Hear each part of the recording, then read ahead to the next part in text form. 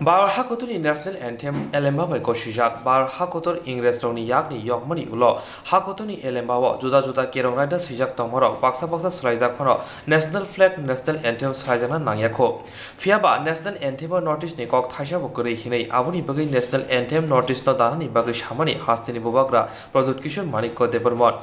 Kok Tishalo Shimnogoro Tongai Habanogo Ambra Bangali Committee Bukakti Bubagra, ni Okogno Tazaya Angai Kokshil Taka Ambra Bangali. Ashok Shimia Omo Haike Kok Shama by Bubagrano, Shakni Jaya Goshina Bagi Shaka, Sakni Jaya Goshi Naya Hinke, Financial Ambra Bangali Kasha Kotor, Jobawa, Onkona Hine Kok Shaka. আমাদের আজকের সাংবাদিক সম্মেলন আমরা বাঙালি ত্রিপুরা রাজ্য committee থেকে যেটা আমরা করছি সেটা হচ্ছে আপনারা জানেন অতি সম্প্রতি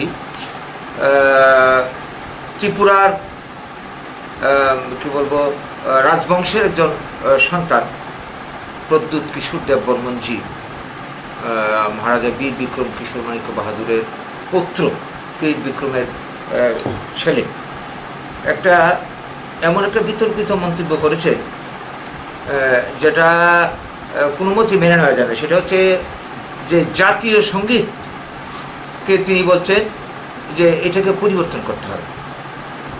আমরা সবাই জানি একটা দেশে জাতীয় সঙ্গীত, জাতীয় পতাকা এবং কি বলবো এই যে বিষয়টা জাতীয় সঙ্গীত, জাতীয় পতাকা এবং জাতীয় যে প্রতীক, এটা সঙ্গে গোটা দেশবাসী, গোটা দেশের মানুষের আবেগ, ভালোবাসা, ঐতিহ্য সব কিছু জড়িয়ে থাকে। তো আমাদের দেশেরও ঠিক তাই।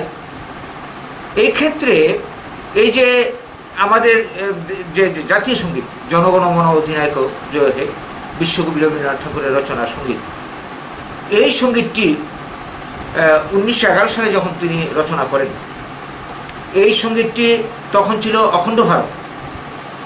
এইখানে রবীন্দ্রনাথ ঠাকুর এই সঙ্গীতটি রচনা করবার সময় এই যে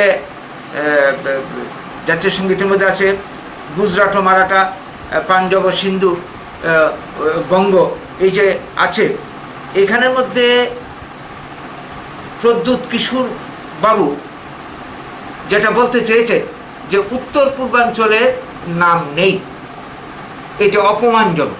এটা ইনি কী করে বলতে পারলেন? এই যে তৎকালীন সময়ে 1911 সালে স্বাধীনতার বহু আগে উনি কি জানতেন ভারতবর্ষের চেহারাটা কেমন ছিল, তখন বাংলার চেহারাটা কেমন ছিল? আজকের যে ত্রিপুরা, আজকের যে অসম, উত্তর পূর্বাঞ্চল, এই সবটাই তো বাংলার অধীন, বাংলার অঞ্চলের মধ্যে ছিল। বর্তমান পশ্চিমবঙ্গ, বর্তমান বাংলাদেশ, বিহার, উড়িষ্যা, ঝাড়খণ্ডের বিরাট অঞ্চল এবং এই বর্তমান ত্রিপুরা, অসম, এই সবটা নিয়েই ছিল বাংলা। কাজেই রবীন্দ্রনাথ ঠাকুর যে বঙ্গের কথা বলেছেন, এই বঙ্গের মধ্যেই তো ত্রিপুরা আছে, উত্তর পূর্বাঞ্চল আছে। কাজে তিনি কী করে বলতে পারলেন যে এই যে উত্তর পূর্বাঞ্চলের কথা বাদ দেওয়া হয়েছে, এটা অপমানজনক? তো আমরা মনে করি এটা আসলে একটা বিশেষ রাজনৈতিক স্বার্থ চরিতার্থ করার জন্য উত্তর পূর্বাঞ্চলের মানুষকে একটা সুরসুরি দেওয়া, আর কিছুই না। কিন্তু কথা হচ্ছে জাতীয় সঙ্গীতের মতো একটা বিষয় পরিবর্তন করতে হবে, এই কথাটা বলার স্পর্ধা তিনি কি করে পেলেন, সাহসটা পেলেন কোত্থেকে? এই যে বক্তব্য, এটা আমরা কোনো মতে মানতে পারি, এটা আমরা তীব্র প্রতিবাদ করছি। এবং তিনি যতক্ষণ পর্যন্ত না এই বক্তব্য প্রত্যাহার করবেন, ক্ষমা চাইবেন, আমরা আন্দোলন চালিয়ে যাব এবং এটা নিয়ে তীব্র থেকে তীব্রতর আন্দোলন হবে।